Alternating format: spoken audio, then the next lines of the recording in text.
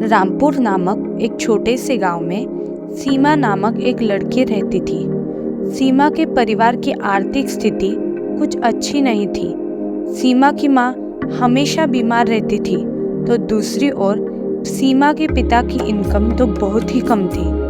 सीमा जानती थी कि अगर उसे अपनी परिस्थिति को बदलना है तो उसे हद से ज़्यादा मेहनत करनी होगी।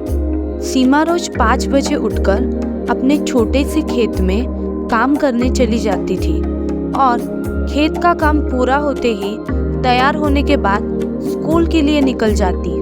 सीमा के स्कूल के बच्चे उसका मजाक उड़ाते थे क्योंकि वह हमेशा खेत में ही काम करती नजर आती थी। सीमा ने कभी उनकी बातों पर ध्यान नहीं दिया और अपनी पढ़ाई पर फोकस किया।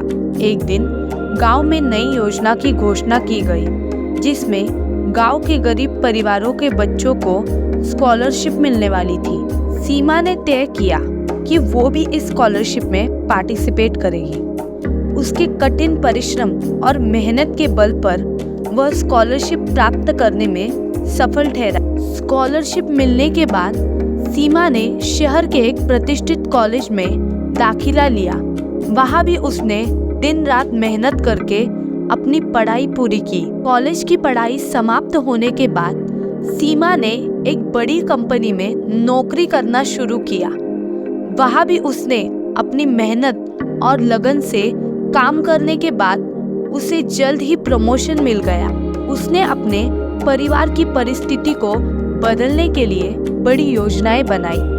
आज सीमा एक ऊंचे ओहदे पर है और उसे अपने परिवार की जीवन शैली बेहतर बनाई है। उसकी कहानी गांव में एक प्रेरणा की तरह जानी जाती है।